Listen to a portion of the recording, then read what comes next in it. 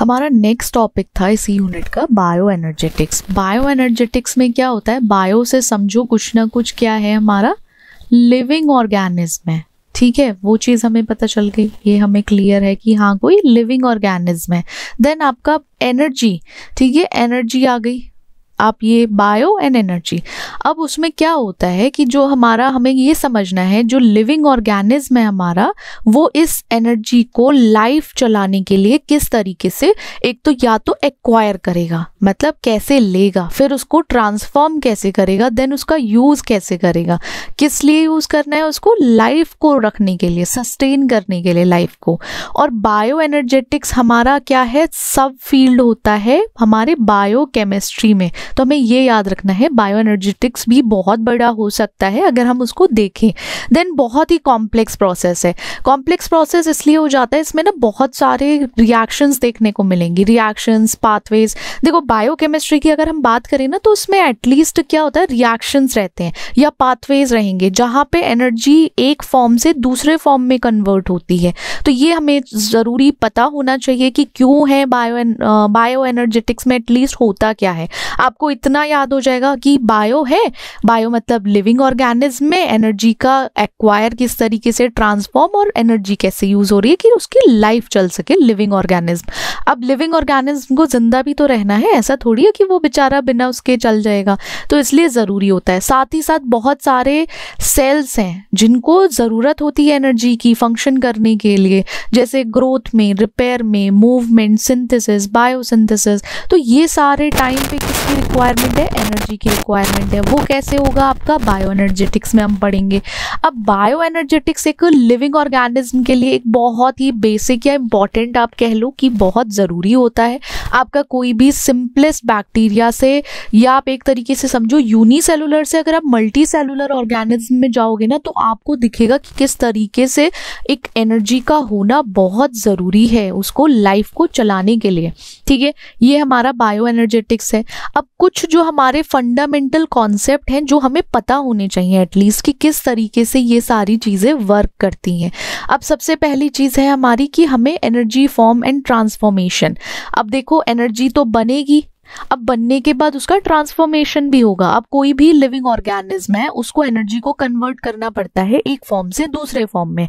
जैसे हमारी लाइट है, लाइट आप कह लो या सनलाइट बोल दो, सनलाइट हमारे अर्थ में एक तरीके से प्राइमरी एनर्जी सोर्स है सब लाइफ के लिए, ऑलमोस्ट फॉर एवरीवन। सनलाइट नहीं होगी ना तो एनर्जी नहीं होगा। इवन दो आप ह्यूमन हो ना, ह्यूमंस के लिए भी बहुत ज़रूरी है सनलाइट। बहुत सारी प्रॉब्लम आने लगती हैं, आपकी बॉडी में जो एनर्जी हो रही है, प्रोसेस हो रही है, वो सनलाइट के थ्रू हो रही है। आप खुद सोचो, अगर आपके विंटर सीजन है, विंटर सीजन में बहुत समय तक नहीं सनलाइट होती या हफ्ते हफ्ते, तो आप ना एक थोड़ा सा कुछ लैक करने लगते हो, कुछ मिस करने लगते हो। अरे वो वाला मिस नहीं कि भाई याद आ रही है सनलाइट की, ठंड हो रही है, नहीं, आपकी बॉडी के जो सेल्स हैं उसको रिएक्ट करने में समय लगता है, टाइम लगता है, थोड़ा सा ऐसे ही रहता है वो, बिकॉज क्योंकि सनलाइट नहीं है। सन ही हमारा एक प्राइमरी एनर्जी सोर्स है जिससे कि ज़्यादा से ज़्यादा लाइफ सर्वाइव करती है अर्थ पर, ज़्यादा से ज़्यादा नहीं, ऑलमोस्ट एवरीथिंग। अब जैसे आपका प्लांट है, एल्गी है, कुछ बैक्टीरियाज हैं, तो उसमें फोटोसिंथेसिस के लिए ज़रूरी है। साथ ही साथ फोटोसिंथेसिस होगा, देन वो केमिकल एनर्जी को ऑर्गेनिक मॉलिक्यूल में स्टोर करने का काम करते हैं। ठीक है, ये सारा स्टोरेज का काम शुरू हो जाएगा सिर्फ एक इस वजह से। ठीक है, प्राइमरी सोर्स। कुछ अदर ऑर्गेनिज्म भी हैं जिसमें ह्यूमंस हैं, तो उनको एनर्जी चाहिए कि जिससे जो ऑर्गेनिक मॉलिक्यूल्स हैं उनका ब्रेक डाउन कर सके। ठीक है, उनको ब्रेक डाउन करके सेलुलर रेस्पिरेशन हो सके। तो वही चीज़ है, ह्यूमन बींग्स को भी सनलाइट की बहुत रिक्वायरमेंट है। बहुत सारी चीज़ें आप देखना, आपका मेटाबॉलिज्म स्लो हो जाता है विंटर में कंपैरेटिवली, आप अगर उसको समर टाइम पर देखोगे तो। ठीक है, अब then ATP, the energy currency of the cell. ATP क्या होता है, एडेनोसिन ट्राइफॉस्फेट, आपने सुना होगा, ये मेन कैरियर है। ठीक है, जो एनर्जी ले जाता है सेल में, वहाँ स्टोर कराता है, जहाँ पे क्या होता है, हाई एनर्जी फॉस्फेट बॉन्ड्स बनते हैं, उसके बेसिस पर होता है। फिर देन क्या होगा, आपका एटीपी सिंथेसिस होता है, हाइड्रोलिसिस होगा। और जो बहुत ज़रूरी है, जब आपके एनर्जी रिलीजिंग प्रोसेस चलेगा ना, कभी भी कोई प्रोसेस में एनर्जी रिलीज आउट हो रही है, फॉर एग्जाम्पल आपका क्या हो गया, लाइक सेलुलर रेस्पिरेशन है या फोटोसिंथेसिस है, तो वहाँ पे बहुत ज़्यादा रिक्वायरमेंट है हमें एटीपी की। तो वही चीज़ है कि जो हमारा एटीपी है वो energy currency of the cell इसलिए ही बोला गया है क्योंकि वही एक मेन एनर्जी कैरियर होता है हमारे सेल तक ले जाने के लिए। ठीक है, थर्ड, पहली चीज एनर्जी का फॉर्म होना और ट्रांसफॉर्म होना। सेकेंड चीज एटीपी जो energy currency of the cell है हमारा, उसका किस तरीके से होता है, एटीपी एग्जैक्टली होता क्या है। Thermodynamics and bio energetics, thermodynamics के दो लॉ हैं, first law and second law. तो उसमें क्या होता है, इसमें एनर्जी बन भी सकती है और डिस्ट्रॉय भी हो सकती है, मतलब बन सकती है, खत्म भी हो सकती है। फर्स्ट लॉ में नहीं हो सकता, sorry, energy can not be created और डिस्ट्रॉयड, आप उसको ट्रांसफॉर्म ही कर सकते हो। अगर फर्स्ट लॉ ऑफ थर्मोडायनेमिक्स आपको याद रखना है ना, तो बस इसमें ट्रांसफॉर्म याद रखना कि इसमें ना तो बनती है ना खत्म होती है, सिर्फ ट्रांसफॉर्म होती है। अगर सेल में देखा जाए तो इसमें एक्सप्लेन करता है, जैसे फूड है, फूड और सनलाइट से वो कन्वर्ट होता है किसमें, एटीपी में कन्वर्ट होता है। तो फर्स्ट लॉ ऑफ थर्मोडायनेमिक्स ये कहता है energy can't be created or destroyed, it only can be transformed, वो सिर्फ ट्रांसफॉर्म हो सकता है। सेकेंड लॉ ऑफ थर्मोडायनेमिक्स कहता है इसमें एनर्जी ट्रांसफर होती है। ठीक है, एनर्जी ट्रांसफर इंक्रीजेस एंट्रोपी। अब जो हर एक एनर्जी है वो आपका क्या करेगा, ट्रांसफर होना शुरू करेगा, जिसकी वजह से एंट्रोपी, अब देखो एंट्रोपी, एंथैल्पी, एनर्जी, ये सब हम ना आगे पढ़ने वाले हैं वन बाय वन किस तरीके से एग्जैक्टली ये होता क्या है। अब सेकेंड लॉ ऑफ थर्मोडायनेमिक्स में वो बोलता है कि जो मेटाबॉलिक प्रोसेस है वो हमेशा 100% एफिशिएंट नहीं होता। आपको ये चीज़ पता है, हर चीज़ नहीं 100% एफिशिएंट हो सकती है। तो जब कुछ एनर्जी यूज होती है तो कहीं ना कहीं हीट लॉस्ट होती है। Energy is always lost as heat. आपकी एनर्जी, फॉर एग्जाम्पल अगर आपकी energy A to B transform हुई है तो ऐसा सच नहीं होगा कि यहाँ से 100% चलेगी और बी तक 100% ही पहुँचेगी। बीच रास्ते में जो निकलेगा वो एज अ हीट बाहर निकल सकती है, तो आप नहीं कह सकते कि 100% एफिशिएंट है। ओके, एंजाइम एंड एनर्जी है। एंजाइम क्या होता है, वो कैटलाइज करता है किसी भी बायोकेमिकल रिएक्शन में। कैटलाइजिंग काम किसका होता है, वो एंजाइम का होता है, जिसकी वजह से वो क्या करता है, एक्टिवेशन एनर्जी जितनी रिक्वायरमेंट होती है या फिर जितना नेबल करता है एफिशिएंट एनर्जी को ट्रांसफॉर्मेशन सेल में हो सके, तो वो लोअर हो जाता है। तो एक तरीके से कैसे होता है, इनका भी बहुत काम है एंजाइम्स एनर्जी का। तो ये चार फंडामेंटल, या आप ऐसे बोलो इम्पॉर्टेंट बोल दो, या आपके मेन पॉइंट्स बोल सकते हो, बेसिक से लाइक हाई लेवल पर बोलो कि यही हमारे बायो एनर्जेटिक्स के मेन सोर्स हैं, या बायो एनर्जेटिक्स के बोलो मेन पॉइंट। तो यहाँ पे क्या होता है, वो 1 2 3 4 पॉइंट्स हैं, ये आपको याद रखने पड़ेंगे। ठीक है, और साथ ही साथ आपका नोट्स, हमने ऐप लॉन्च किया है, फर्स्ट होप ऐप है, तो आप उसको डाउनलोड करो गूगल प्ले स्टोर से। वहाँ पे आपको सारी यूट्यूब की वीडियो एक्सप्लेनेशन अच्छे से मिल जाएगी, आपको कहीं जाने की ज़रूरत नहीं है। और सेकंड चीज़ ये होती है कि आपको नोट्स अवेलेबल हो जाएंगे। पढ़ना तो आपको नोट्स से है ना, तो अभी से अगर आप डाउनलोड करोगे तो क्या होगा, आपको नोट्स पहले मिल जाएंगे। देखो, पास होने की तो चिंता छोड़ दो, अगर आप पढ़ रहे हो इनसे तो पास तो हो जाओगे। हमें क्या करना है, हमें अच्छे मार्क्स स्कोर करने हैं। एटलीस्ट हम अपना 100% देकर अच्छे मार्क्स स्कोर कर सकते हैं और यूनिवर्सिटीज़ में और बहुत इजीली कर भी सकते हो। ये नोट्स इतने सफिशिएंट हैं, आपको ज़रूरत नहीं पड़ेगी अगर जिनको पास करना है। ठीक है, देन की अब नेक्स्ट पॉइंट पर आते हैं, की बायो एनर्जेटिक पाथवेज। अब वहाँ पे क्या बात हुई थी, एनर्जी की बायोकेमिकल रिएक्शन होती है या पाथवेज होते हैं। तो बहुत सारे पाथवेज हैं, जैसे हमारा फोटोसिंथेसिस। अब फोटोसिंथेसिस तो सबने सुना है, कोई अब बचपन से पढ़ते आ रहे हैं यार, पहले ईवीएस में पढ़ रहे थे, एनवायरमेंटल साइंस के बाद सोशल साइंस में पढ़ा होगा, जिनके यहाँ सोशल साइंस हो, ईवीएस हो अगर आपने सुना उस टाइम। देन फिर उसके बाद बायोलॉजी में आ गया, केमिस्ट्री में भी पढ़ लेते हैं कभी कभी, बट बायोलॉजी में मोस्टली पढ़ते हैं। देन आपका पढ़ते पढ़ते पढ़ते अब फिर से एक बार फोटोसिंथेसिस को रिवाइज कर लेते हैं। अब फोटोसिंथेसिस क्या है, ये लाइट एनर्जी को केमिकल एनर्जी में कन्वर्ट करता है।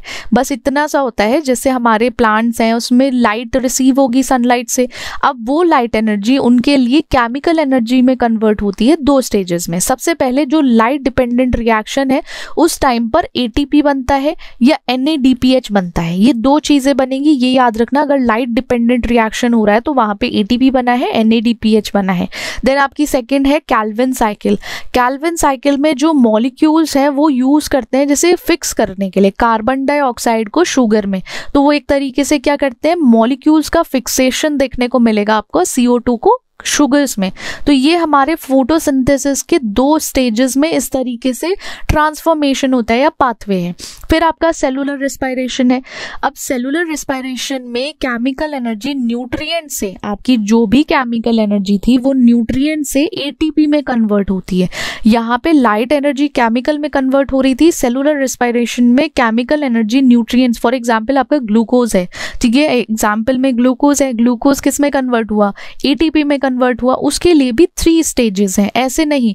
अब सबसे पहले हमें ग्लाइकोलाइसिस में कन्वर्ट देखने को मिलेगा, फिर सिट्रिक एसिड साइकिल या क्रैब साइकिल बोल दो आप, देन आपका ऑक्सीडेटिव फॉस्फोराइलेशन होता है किसके थ्रू, इलेक्ट्रॉन ट्रांसपोर्टेशन चेन के थ्रू। तो ये जो ये लाइन है ना सेलुलर रेस्पिरेशन की, तो ये बहुत इंपॉर्टेंट है। ये इसलिए इंपॉर्टेंट है क्योंकि ऑलमोस्ट हमारा सेकंड यूनिट जो है आपका वो इसी पर है पूरा। तो इसलिए हमें पता होना चाहिए कि सेलुलर रेस्पिरेशन में किसी भी केमिकल एनर्जी का ट्रांसफॉर्मेशन हो रहा है किसमें, एटीपी में, ठीक है, जो रिक्वायरमेंट है। किस 3 स्टेजेस में होता है, glycolysis, citric acid cycle, oxidative phosphorylation, किसके थ्रू, इलेक्ट्रॉन ट्रांसपोर्टेशन चेन के थ्रू हो रहा है ये सब। ओके, देन फर्मेंटेशन है। फर्मेंटेशन में एब्सेंस होता है ऑक्सीजन का, मतलब आपका जो यहाँ पे ऑक्सीजन है ना वो नहीं होगी, ठीक है, ऑक्सीजन नहीं है। कुछ ऑर्गेनिज्म है जो यूज करते हैं फर्मेंटेशन जिससे कि क्या हो, एटीपी बना सके, एटीपी फिर वो जनरेट करते हैं NAD+। तो उसमें क्या होता है, वो ग्लाइकोलाइसिस को चलाने के लिए ज़रूरी है। साथ ही साथ अगर छोटे अमाउंट में उन्हें एटीपी प्रोड्यूस करना है, यील्ड आउट करना है, तो वहाँ पे फर्मेंटेशन के टाइम पे वो कर पाते हैं। बहुत बड़ा प्रोसेस नहीं है बट छोटा सा है। फर्मेंटेशन में ऑक्सीजन नहीं होता, कुछ ऑर्गेनिज्म फर्मेंटेशन करके एटीपी बनाते हैं जिसमें हमारा NAD+ प्रोड्यूस किया जाता है, रीजनरेट होता है, जिससे कि जो ग्लाइकोलाइसिस है, जो हमने ग्लाइकोलिसिस या ग्लाइकोलाइसिस जो पढ़ा है, उससे हम एक छोटे अमाउंट का एटीपी प्रोड्यूस कर सकते हैं। एट द एंड उसे क्या बनाना है, कुछ अमाउंट का एटीपी ही बनाना है, तो वो चीज़ है। Then bioenergetics and cellular function. अब एफिशिएंट मैनेजमेंट और यूटिलाइजेशन होना एनर्जी का बहुत ज़रूरी है। वो इसलिए ज़रूरी है क्योंकि वो सेलुलर हेल्थ के लिए ज़रूरी है और सेलुलर फंक्शन के लिए ज़रूरी है। आपकी जितनी अगर एनर्जी को फालतू वेस्ट करो, फालतू कुछ खराब होगा तो कुछ नहीं होगा उससे। इसलिए क्या करना है, हमें उसे एज अ यूटिलाइज करना है जिससे कि हमारा जो सेलुलर हेल्थ है वो प्रॉपर हो, फंक्शन प्रॉपर हो जाए। अब इसमें डिस्ट्रप्शन भी आते हैं। अब जब ऊपर नीचे होता है ना बायो एनर्जेटिक प्रोसेस, तो आपके ना बॉडी में चेंजेस आते हैं, उसमें आपको डिजीजेस भी हो सकती हैं, उसमें बहुत सारे इंक्लूडिंग मेटाबॉलिक डिसऑर्डर्स आ जाते हैं, माइटोकॉन्ड्रियल डिजीजेस हो जाती हैं। तो ऐसा नहीं है कि अगर आपकी एनर्जी ऊपर नीचे होती है तो एक खुद सोचो, अगर आपकी बॉडी में एनर्जी का डिसरप्शन हो रहा है या बायो एनर्जेटिक प्रोसेसेस में कहीं भी डिसरप्शन आ रहा है तो आप चांसेस हैं आपको क्या हो सकता है, कोई डिजीज हो सकती है। तो मतलब अगर आपकी एनर्जी ऊपर नीचे हुई तो आप बीमार पड़ सकते हो। तो ऐसा नहीं है कि हम बीमार अपनी मर्जी से, नहीं, आपकी अंदर की जो एनर्जी है या बायो एनर्जेटिक्स है जिसमें हमारी बहुत ज़रूरी है चीज़ों को सही से करने के लिए एनर्जी जो रिक्वायरमेंट होती है, तो हमारा सेल ना एक तरीके से वीक पड़ जाता है, ऐसे समझो। तो बहुत सारे डिसऑर्डर्स हो सकते हैं। अब इतना क्या होता है, जो बायो एनर्जेटिक्स है उसने हमारे बहुत सारे बहुत तरीके से समझाया है। हमारे जितने बायोलॉजिकल प्रिंसिपल्स हैं वो हमें समझ में आए, किसी में हमें जितनी थेरेपीज़ हैं उनका डेवलपमेंट कैसे हुआ है, कुछ कंडीशंस के बेसिस पर, वो सब हम कैसे समझ पाए, सिर्फ बायो एनर्जेटिक्स की वजह से समझ पाए। बायो एनर्जेटिक्स हमारा एक बहुत ही इंपॉर्टेंट सब फील्ड है किसका, बायोकेमिस्ट्री का। ओके, तो ये सारा था हमारा एक तरीके से बायो एनर्जेटिक्स के बारे में। अब हम 1 बाय 1 पढ़ते हैं, जैसे कि कॉन्सेप्ट ऑफ फ्री एनर्जी क्या है, एंडरगोनिक क्या है, एक्सोर्गेनिक रिएक्शंस। तो ये डिफरेंट टाइप्स की रिएक्शंस क्या होंगी, क्या रिलेशनशिप है इनके बीच में, बहुत सारी चीज़ें पढ़ेंगे। वो सारी चीजें हमारी बायो एनर्जेटिक्स में आ जाती हैं। Okay, correct. अब सबसे पहले हमें concept of free energy. Bio energetics में क्या होता है, जो फ्री एनर्जी है, फ्री एनर्जी रेफर करता है कि कितना हमारे सिस्टम की एनर्जी, कितने पोर्शन हमारे सिस्टम की एनर्जी अभी अवेलेबल है वर्क के लिए, ठीक है। Free energy refers to the portion of system's energy that is available to work, वो कर सकता है। अब क्या होता है, specific form of free energy है उसको हम इसलिए यूज़ करते हैं जिससे कि हमारा कोई भी बायोलॉजिकल रिएक्शन है उसको समझ सकें, और उसको हम क्या बोलेंगे, गिब्स फ्री एनर्जी। तो क्या याद रखना है आपको, गिब्स फ्री एनर्जी को याद रखना है। बस फ्री एनर्जी मतलब वो होता है ना खाली पड़ी हुई कितनी एनर्जी है जो आप यूज़ कर सकते हो, वो होता है ना कुछ सामान आपके पास पड़ा हुआ है और आप फिर भी उसको यूज़ कर सकते हो कुछ अदर पर्पस के लिए, तो इस तरीके से फ्री एनर्जी है। और इसको अगर आप एक फॉर्म ऑफ फ्री एनर्जी है जो हमें बायोकेमिकल रिएक्शन को समझने के लिए ज़रूरी है तो उसको हम बोलेंगे गिब्स फ्री एनर्जी। साथ ही साथ बहुत सारे केमिकल रिएक्शन है उसको प्रिडिक्ट करने में कुछ कांस्टेंट टेम्परेचर प्रेशर के बेसिस पर अगर आप गिब्स फ्री एनर्जी को इक्वेशन में बताओगे तो इक्वेशन कुछ इस तरीके की आएगी। सबसे पहले ये आपका चेंज इन फ्री एनर्जी, जो चेंज हो रहा है फ्री एनर्जी में और जो चेंज है एंथैल्पी में, मतलब जो टोटल एनर्जी है आपकी वो, देन आपका क्या हो गया, ये आपका absolute temperature, change in entropy. तो तीन चीजें हमें याद रखनी है। फ्री एनर्जी तो है हमारा, ठीक है, उसको भूल जाओ। देन एंथैल्पी, एंट्रोपी, टेम्परेचर, बस इसी से हमारी गिब्स फ्री एनर्जी की इक्वेशन बन जाती है इजीली। अब जो हमारा गिब्स फ्री एनर्जी है वो कहता है कि बहुत सारे स्पॉन्टेनियस रिएक्शन में ये फेवर करता है और कुछ नॉन स्पॉन्टेनियस जो अनफेवरेबल रिएक्शंस होंगे उसको पता करने में हेल्प आउट करता है। मतलब दोनों साइड है, ऐसा सच नहीं है कि ये स्पॉन्टेनियस में फेवरेबल में ही जाएगा, आपके नॉन स्पॉन्टेनियस में भी हेल्प आउट करता है। अगर गिब्स एनर्जी लेस देन 0 है तो रिएक्शन आपका स्पॉन्टेनियस है, मतलब वहाँ एनर्जी रिलीज आउट होगी। अब आपकी Gibbs free energy more than या बड़ी है 0 से तो रिएक्शन नॉन स्पॉन्टेनियस है जिसके लिए एनर्जी इनपुट की रिक्वायरमेंट होती है, मतलब एनर्जी की जरूरत है। और गिब्स एनर्जी आपकी इक्वल टू 0 है तो सिस्टम इक्विलिब्रियम में है, वहां कोई एनर्जी चेंज अकर नहीं होने वाला, कोई एनर्जी की रिक्वायरमेंट नहीं होगी।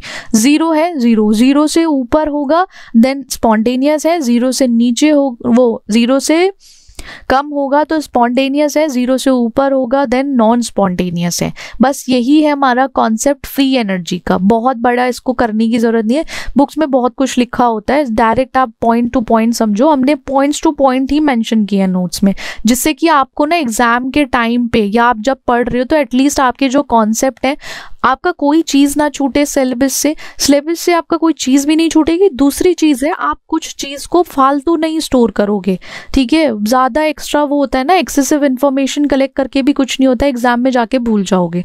तो इसलिए क्या है, सब पॉइंट्स टू पॉइंट है, आपको कुछ नहीं जाएगा और सारे कॉन्सेप्ट समझ भी आएंगे। तो इसीलिए ये पर्पस है हमारा नोट्स बनाने का। नोट्स को इस तरीके से डिजाइन किया गया आपका कुछ छूटे नहीं, ठीक है। अब एक्सर्गोनिक एंड एंडोगोनिक रिएक्शंस हैं, तो ये ऐसी केमिकल रिएक्शन होती है हमारे सेल्स में किसके बेसिस पर, अब जैसे आपका चेंज हुआ है कोई भी गिब्स फ्री एनर्जी में तो वहाँ उसके बेसिस पर इसको क्लासिफाई किया गया है। अब एनर्जी रिलीजिंग रिएक्शन है और एक एनर्जी कंज्यूमिंग रिएक्शंस है। देखो गिब्स फ्री एनर्जी में एक तरीके से चेंज आता है ना कि क्या होता है, अगर आपका लेस देन 0 है तो स्पॉन्टेनियस है, मोर देन 0 है तो नॉन स्पॉन्टेनियस है। तो स्पॉन्टेनियस एंड नॉन स्पॉन्टेनियस के बेसिस पर ही ये एक्सर्गोनिक और एंडोगोनिक रिएक्शन को ही एक्सप्लेन किया गया है, ठीक है। कुछ एक्स्ट्रा आपने गिब्स फ्री एनर्जी पढ़ लिया, देन आप आ जाओ एक्सर्गोनिक रिएक्शन पे या एनर्जी रिलीजिंग रिएक्शन है। इस प्रोडक्ट में क्या होता है, the products have lower free energy, इसमें ज़्यादा रिएक्टेंट के कंपैरिजन में इसमें प्रोडक्ट की लोअर फ्री एनर्जी रहती है, मतलब एनर्जी रिलीज आउट हुई है, ठीक है। एनर्जी रिलीज हुई है तो मतलब हमारा जो गिब्स फ्री एनर्जी होगी या गिब्स वैल्यू बोल दो तो वो एक नेगेटिव में जाएगी, 0 से नीचे, मतलब स्पॉन्टेनियस रिएक्शन हुआ है। बायोलॉजिकल इंपॉर्टेंस देखा जाए तो जो एनर्जी रिलीज आउट हुई है वो एक तरीके से सेलुलर प्रोसेस के लिए पावर है, या आप बोलो फॉर एग्जाम्पल एटीपी सिंथेसिस के लिए। अब एग्जाम्पल है सेलुलर रेस्पिरेशन, मतलब ग्लूकोज का ब्रेकडाउन हुआ है, ब्रेकडाउन हुआ है तो मतलब रिलीज हुई है स्टोर्ड एनर्जी, मतलब जो बची कुची स्टोर की हुई एनर्जी थी वो रिलीज आउट हुई है जो सेल यूज कर रहा है एटीपी बनाने के लिए। तो ये क्या है हमारा एक्सर्गोनिक, मतलब आप वो समझ लो एक्सट्रोवर्ट टाइप का, मतलब कुछ एनर्जी रिलीज आउट हुई है। एंडोगोनिक है हमारा, उसमें प्रोडक्ट जो है उसकी high energy, high free energy होती है कंपैरिजन अगर आप कंपैरेटिवली रिएक्टेंट से देखोगे तो उसके कंपैरिजन में ज़्यादा रहती है, मतलब एनर्जी इनपुट की रिक्वायरमेंट है, मतलब उसको एनर्जी चाहिए। आपकी जो गिब्स वैल्यू आएगी वो पॉजिटिव में आएगी, बट एक चीज़ यहाँ याद रखना, यहाँ पे जो गिब्स वैल्यू है वो नेगेटिव ही रहेगी और यहाँ पे जो गिब्स वैल्यू है वो पॉजिटिव ही रहेगी। रिमेंबर, भूलना मत। इससे क्या होगा, ईजी हो जाएगा। पॉजिटिव है तो एनर्जी लेगा, नेगेटिव है तो एनर्जी देगा। मतलब वो होता है ना, कुछ लोग नेगेटिव होते हैं तो वो उल्टा अपनी नेगेटिविटी देते हैं फालतू बकवास करके। सेम ऐसे ही एक्सर्गोनिक और एंडोगोनिक में है। बायोलॉजिकल इंपॉर्टेंस, जब आपका एक्सर्गोनिक रिएक्शन प्रोसीड आउट होता है, बहुत टाइम पे होता है ये स्पॉन्टेनियस रिएक्शन में, जैसे फोटोसिंथेसिस है या ग्लूकोज का सिंथेसिस हो रहा है, तो वहां पे आपको किसकी रिक्वायरमेंट होगी, एनर्जी की रिक्वायरमेंट है, क्योंकि कहाँ से आ रही है, वो सनलाइट से आ रही है। सनलाइट से जो एनर्जी आ रही है वो ट्रांसफॉर्म करने में हेल्प आउट कर रही है उसको ग्लूकोज में, या ग्लूकोज के सिंथेसिस में, या ग्लूकोज बनाने में। ठीक है, अब आपका कपलिंग आ जाता है। आपका दोनों रिएक्शन का एक तरीके से कपलिंग समझो। जो एक्सर्गोनिक रिएक्शन है वो रिलीज करता है एनर्जी को, जिसकी वजह से क्या होगा, हमारा एंडोगोनिक रिएक्शन होगा, वो ड्राइव करेगा या एक तरीके से लेकर जाएगा उसको एंडोगोनिक। एक बात समझो, एक गिवर है और एक टेकर है। गिव एंड टेक वाला सिस्टम इसमें वर्क कर रहा है। अगर दोनों कपलिंग कर रहे हैं तो गिव एंड टेक मान के चलो, वो दे रहा है और वो उसको कंज्यूम कर रहा है, ले रहा है। ठीक है, अब जैसे एग्जाम्पल में आपका एटीपी हाइड्रोलिसिस है, वो एक्सर्गोनिक है, पावर सेलुलर वर्क जो है वो एंडोगोनिक है। तो क्या होगा, एनर्जी जो फ्यूल का काम करेगी मसल कॉन्ट्रैक्शन में, एक्टिव ट्रांसपोर्ट में, बायोसिंथेसिस में, तो ये कपलिंग मेक श्योर करता है कि एनर्जी ट्रांसफर हो पाए एफिशिएंटली और हमारा जो सेल है वो सही से काम कर पाए। उस सेल का जो काम करने का, फंक्शन करने का, एसेंशियल फंक्शंस के लिए जो चीज़ें ज़रूरी है वो उसको चला पाए, सस्टेन कर पाए। ठीक है, तो ये सारा था हमारा, क्या था, एक्सर्गोनिक, एंडोगोनिक, इनके बारे में। अब रिलेशनशिप पढ़ते हैं। अब इन सब के बीच में क्या क्या रिलेशनशिप है, हमने देखा था गिब्स फ्री एनर्जी में एंथैल्पी, एंट्रोपी और हमारा टेम्परेचर। अब इसी को पढ़ते हैं कि फ्री एनर्जी में एंथैल्पी, एंट्रोपी, ये क्या है, ये क्या नया अलग से हम पढ़ने लगे। तो ये बायो एनर्जेटिक्स में ही हमें पढ़ना है। इनके बीच का रिलेशनशिप बहुत इंपॉर्टेंट है आपको बायोकेमिस्ट्री को समझने के लिए। अगर आपको बायोकेमिस्ट्री थोड़ी सी ज़्यादा अच्छी लगती है कंपैरेटिवली अदर सब्जेक्ट से, अभी तो स्टार्टिंग ही है, बट स्टिल अगर आपको पसंद आई है कि कुछ रिएक्शंस हो रहा है, किस तरीके से एग्जैक्टली बॉडी में चेंजेस आ रहे हैं, कैसे साइकिल वर्क करती है, तो वहाँ समझने के लिए बहुत इंपॉर्टेंट, आप ऐसे समझो बेसिक है ये, हमारी बायोकेमिस्ट्री की स्टार्टिंग है, तो हमें ये समझ जाना चाहिए कि क्या रिलेशनशिप है इनके बीच में। अब कोई भी केमिकल रिएक्शन होने वाला है हमारी बायोलॉजिकल सिस्टम में, तो इनसे पता चलता है, ये सारी चीज़ें हेल्प आउट करती हैं हमें कि क्या एग्जैक्टली हो रहा है बायोलॉजिकल सिस्टम में हमारा। अब जैसे थर्मोडायनेमिक्स पैरामीटर्स हैं, तो वो क्या होता है, इंटरकनेक्ट रहते हैं। आपकी जो गिब्स फ्री एनर्जी है उससे एक दूसरे से इंटरकनेक्टेड रहते हैं, मिले जुले रहते हैं। अब जैसे आपका गिब्स फ्री एनर्जी की इक्वेशन हमें पता थी, उसमें हमारा एंथैल्पी था, टेम्परेचर था, एंट्रोपी था, ये चीज़ हमें समझ आ गई थी गिब्स फ्री एनर्जी में। तो इस इक्वेशन को कैसे एक्सप्लेन कर सकते हैं कि वो हमारे एंथैल्पी और एंट्रोपी कैसे स्पॉन्टेनिटी रिएक्शन को इन्फ्लुएंस करता है, मतलब कैसे अफेक्ट होगा। अब जो आपका फ्री एनर्जी था तो उसमें यूजेबल एनर्जी जो वर्क के लिए ज़रूरी है एक सिस्टम में, जहाँ पे कांस्टेंट टेम्परेचर होगा और प्रेशर होगा। ठीक है, गिव फ्री एनर्जी में ऐसा कुछ नहीं होता, बस हमें यूजेबल एनर्जी चाहिए जिससे काम हो सके एक सिस्टम का, कांस्टेंट रहेगा, टेम्परेचर प्रेशर कुछ ऊपर नीचे नहीं होता, वो कांस्टेंट रहता है। गिब्स फ्री एनर्जी का spontaneous and non spontaneous reaction है, वो हम एक्सर्गोनिक और एंडोगोनिक में देख चुके। एंथैल्पी क्या होता है, एंथैल्पी ये बताता है कि total heat content of a system, कि कितना टोटल हीट है हमारे सिस्टम का, जिसमें कि इंटरनल एनर्जी और प्रेशर वॉल्यूम का इंट्रैक्शन भी इंक्लूड होता है। एंथैल्पी को अगर याद रखना है तो कैसे याद रखोगे, एक्सो और एंडोथर्मिक। अब क्यों थर्मिक है यहाँ लगा, क्योंकि यहाँ पे हीट कंटेंट है सिस्टम में, कि जो टोटल हीट कंटेंट है सिस्टम का वो रिप्रेजेंट करता है हमारा एंथैल्पी। अब जिसमें हमारा इंटरनल एनर्जी है, प्रेशर वॉल्यूम इंट्रैक्शन है, वो सब आ जाता है। अब जब हीट एक्सचेंज होगा किसी रिएक्शन में, तो जो आपका एंथैल्पी है वो ग्रेटर देन है 0 से, तो क्या होगा, वो एंडोथर्मिक है, मतलब सराउंडिंग्स आस पास से वो हीट को एब्जॉर्ब करेगा, और एक्सोथर्मिक में वो हीट को सराउंडिंग्स में रिलीज करेगा, मतलब बाहर निकालेगा। एक्सो मतलब एक्सट्रोवर्ट है ना, तो उसको बाहर फेंकना है, वो बोलेगा, बकवास करेगा, तो यहाँ उसकी हीट है तो वो क्या करेगा, हीट रिलीज आउट करेगा सराउंडिंग्स में। देन आपका एंट्रोपी है। एंट्रोपी मतलब वो सिस्टम के डिसऑर्डर और रेंडमनेस को मेजर करता है, मतलब कुछ एकदम से कुछ चेंज आया, कुछ अचानक से हुआ, तो वो चीज़ हमारा एंट्रोपी का काम है। जैसे आपके मॉलिक्यूलर अरेंजमेंट को देखना और एनर्जी का डिस्ट्रीब्यूशन देखना, तो ये सारा काम होता है हमारे एंट्रोपी का। अगर एंट्रोपी आपका ग्रेटर देन 0 है तो मतलब डिसऑर्डर बढ़ा हुआ है, या मोर रेंडमनेस बोल सकते हो। अगर आपकी एंट्रोपी लेस देन 0 है तो मतलब डिक्रीज डिसऑर्डर है, या आपका एक प्रॉपर ऑर्डर में है, या मोर ऑर्डर्ड है कंपैरेटिवली आपका इससे। ठीक है, तो ये हम समझ सकते हैं। अब इंटरप्ले रिलेशन क्या आ जाता है इनके बीच में। अब इनके बीच में रिलेशन आता है एक तो स्पॉन्टेनियस रिएक्शन का। जब आपके सिस्टम से हीट रिलीज होती है तो क्या होता है, आपका जो ये एंथैल्पी है लेस देन 0 आ जाएगा। लेस देन 0 मतलब एक्सोथर्मिक, रिलीज हुआ है हीट। अब इंक्रीज हुआ है डिसऑर्डर, क्योंकि हमारा जो एंट्रोपी है वो ग्रेटर देन 0 है, तो मतलब यहाँ पे रेंडमनेस आएगी। अब कोई भी सेलुलर रेस्पिरेशन है फॉर एग्जाम्पल, तब ये आपको देखने को मिलेगा स्पॉन्टेनियस रिएक्शन। हमने देखा था ना स्पॉन्टेनियस रिएक्शन और नॉन स्पॉन्टेनियस रिएक्शन। तो स्पॉन्टेनियस रिएक्शन में हीट रिलीज होती है, मतलब आपका जो एंथैल्पी है वो एक्सोथर्मिक है, और देन आपका डिसऑर्डर इंक्रीज हो जाएगा, या मोर रेंडमनेस बोल सकते हो। तो वहाँ पे एनर्जी रिलीज होगी, मॉलिक्यूलर डिसऑर्डर देखने को मिलेगा। देन आपका नॉन स्पॉन्टेनियस रिएक्शन है, तो जिसमें नॉन स्पॉन्टेनियस रिएक्शन में एनर्जी की रिक्वायरमेंट है, मतलब हीट का एब्जॉर्प्शन होने वाला है, और साथ ही साथ जो डिक्रीजिंग डिसऑर्डर है वो कम हो जाएगा, क्योंकि उसका देखो एंथैल्पी तो ग्रेटर देन 0 है तो एंडोथर्मिक हो गया, और हमारा एंट्रोपी है वो लेस देन 0 है, मतलब अपोजिट चल रहे हैं नॉन स्पॉन्टेनियस में। तो जो हमारा गिब्स फ्री एनर्जी होगा वो मतलब ग्रेटर देन 0 है एक तरीके से, ऐसा समझो। फोटोसिंथेसिस है, वहाँ पे सनलाइट की रिक्वायरमेंट है जिससे कि हमारा एक प्रोसेस जो है वो ऑर्डर में चल सके।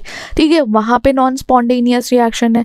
अब टेम्परेचर का रोल क्या है, हमारा टेम्परेचर भी तो इंक्लूडेड था ना उनके साथ। गिब्स फ्री एनर्जी में हमारा एंथैल्पी, एंट्रोपी, टेम्परेचर, 3 चीज़ें थी, गिब्स फ्री एनर्जी को रिप्रेजेंट कर रही थी। अब टेम्परेचर ये होता है, जितना ज़्यादा टेम्परेचर होता है उसकी वजह से इम्पैक्ट कहाँ देखने को मिलता है आपको, आपके एंट्रोपी पे देखने को मिलता है, डिसऑर्डर पे। अब वहाँ आपको थोड़ा सा इम्पैक्ट देखने को मिलेगा, वहीं से आप समझ जाओगे कि गिब्स फ्री एनर्जी क्या होने वाली है, कि मतलब उसका रिएक्शन स्पॉन्टेनियस रहेगा या नॉन स्पॉन्टेनियस रहेगा। तो एक तरीके से एम्पलीफायर का काम समझ लो आप टेम्परेचर का, तो यही रोल होता है। कुछ रिएक्शन में स्पॉन्टेनियस होता है जब वो हाई टेम्परेचर पर पहुंचता है, बट क्या होता है जब वो हमारा एंट्रोपी और टेम्परेचर आता है वो आउटवे कर देता है हमारे एंथैल्पी को। मतलब एक तरीके से होता है ना कि वो ऊपर नीचे कर देता है टेम्परेचर, जो उसको करना चाहिए नॉर्मली वो नहीं करता, उसको अलग तरीके से कर देता है। अब जैसे आपका बायोलॉजिकल सिग्निफिकेंस है, सिग्निफिकेंस और इंपॉर्टेंस क्या समझना है, इसका इंपॉर्टेंस है कि हम मेटाबॉलिक रिएक्शन को कंट्रोल कर सकते हैं, साथ ही साथ जितनी एनर्जी स्टोरेज रिलीज चाहिए हमें बायोकेमिकल पाथवे में वो हो जाएगी। देन होम्योस्टेसिस और सेलुलर फंक्शन को मैनेज करने में, तो ये सारे हमारे बायोलॉजिकल सिग्निफिकेंस है जहाँ पे हम ये सारी like entropy, enthalpy, Gibbs free energy, ये सारी चीज़ें देखते हैं। नेक्स्ट है हमारा रेडॉक्स पोटेंशियल। रेडॉक्स पोटेंशियल में हम क्या करते हैं, किसी भी केमिकल स्पीशीज को मेजर करते हैं जिसमें उसका काम है कि या तो वो रिडक्शन करेगा या ऑक्सीडेशन करेगा, मतलब गेन करेगा इलेक्ट्रॉन को या लूज करेगा। अब इलेक्ट्रॉन गेन और लूजिंग भी एक तरीके से बहुत इंपॉर्टेंट है हमारे बायोकेमिकल एनर्जी के ट्रांसफर में और इलेक्ट्रॉन ट्रांसपोर्ट प्रोसेस में। मतलब हम बात तो एनर्जी की कर रहे हैं ना कहीं शिफ्टिंग हो रही है, ट्रांसफॉर्मेशन हो रहा है या एक्वायर हो रहा है, तो ये सारी चीज़ें भी हमारी रेडॉक्स पोटेंशियल में आप इसको मेजर कर सकते हो किसी भी केमिकल स्पीशीज़ में। आपकी फॉर एग्जांपल आपकी कोई भी केमिकल स्पीशीज़ है, वो उसका काम क्या है, या तो गेन करना इलेक्ट्रॉन को या लूज कर देना इलेक्ट्रॉन को, तो ये है। और जो बेसिक है हमारे रेडॉक्स पोटेंशियल का, वो ये इंडिकेट करता है हमारा जो मॉलिक्यूल है हमारे मॉलिक्यूल की एबिलिटी क्या है कि वो एक्सेप्ट करेगा या डोनेट करेगा इलेक्ट्रॉन को, यही रिडॉक्स पोटेंशियल है हमारा। वो नहीं सुना आपने रिडक्शन, ऑक्सीडेशन और रिडॉक्स रिएक्शन, सेम वही रिडॉक्स पोटेंशियल है। रिडक्शन भी है, ऑक्सीडेशन भी है, दोनों को कंबाइन कर दिया तो मतलब आपका मॉलिक्यूल के पास एक पावर है, एक मॉलिक्यूल के पास एक एबिलिटी है जिसकी वजह से आप डिटरमाइन कर सकते हो ये सब। अब एक्सप्रेस कैसे होगा, वोल्ट्स या मिली वोल्ट्स में एक्सप्रेस करते हैं, जिससे कि जो हमारा स्टैंडर्ड हाइड्रोजन इलेक्ट्रॉन से रिलेटेबल है या रिलेटिव है। अब इंटरप्रिटेशन करोगे, जो आपका रिडॉक्स पोटेंशियल है या आप एक तरीके से बोलो अगर हायर EH है तो मतलब वहाँ पे स्ट्रॉन्ग ऑक्सीडाइजिंग एजेंट है, स्ट्रॉन्गर ऑक्सीडाइजिंग एजेंट है जो इलेक्ट्रॉन एक्सेप्ट करेगा। और लोअर EH है तो मतलब क्या होगा, वो स्ट्रॉन्ग रिड्यूसिंग एजेंट है, इलेक्ट्रॉन डोनेट करता है। बस इसका इंटरप्रिटेशन यहीं से निकल जाएगा। हायर है तो इलेक्ट्रॉन एक्सेप्टर है, मतलब वो ऊंचे लेवल पर है तो क्या करता है, आराम से कुछ भी चीज़ एक्सेप्ट कर सकता है। वो होता है ना जिनका मेटाबॉलिज्म अच्छा होता है तो कुछ भी खा लें वो पच जाता है, तो ऐसे समझ लो ये इलेक्ट्रॉन एक्सेप्टर है, इसलिए कुछ भी एक्सेप्ट कर लेता है, कूड़ा कचरा कबाड़ा सब खा लेगा। और लोअर EH है, इसका काम है इलेक्ट्रॉन डोनेट। ये बेचारा थोड़ा कम है, इसका मेटाबॉलिज्म स्लो है, ज़्यादा नहीं, तो ये बेचारा कहता है यार कोई बात नहीं मैं नहीं खाऊंगा तुम ले लो, तो इलेक्ट्रॉन डोनर है तो डोनेट करता है।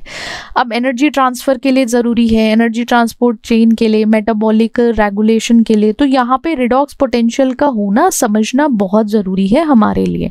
अब देन इन्वायरमेंटल इन्फ्लुएंस आ जाता है रिडॉक्स पोटेंशियल पे। फॉर एग्जांपल pH, जो प्रोटॉन कंसंट्रेशन होता है वो इलेक्ट्रॉन के ट्रांसफ़र को भी अफेक्ट करता है। और टेम्परेचर है जिसमें रिएक्शन काइनेटिक्स है या रिडॉक्स पोटेंशियल है वो इन्फ्लुएंस होते हैं। रिएक्टेंट्स कंसंट्रेशन से जो शिफ्ट हो रही है इक्विलिब्रियम की वो अवेलेबिलिटी।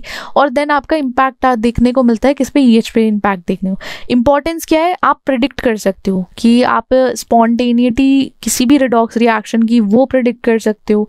एनर्जेटिक्स एंड फिजिबिलिटी में आप ये पता कर सकते हो कि जो रिएक्शन है वो फेवरेबल है एनर्जेटिकली या नहीं। बायोकेमिकल पाथवेज में आप रिडॉक्स पोटेंशियल के बेसिस पर कोई मेटाबॉलिक पाथवे समझ सकते हो और एनर्जी मैनेजमेंट किस तरीके से हो रहा है ऑर्गेनिज्म में वो जान सकते हो। तो हमें रिडॉक्स पोटेंशियल यहाँ हेल्प आउट करता है कि हम बहुत तरीके से पाथवेज को देख सकते हैं, समझ सकते हैं। तो यहाँ पे हमारा रिडॉक्स पोटेंशियल का काम है। ओके।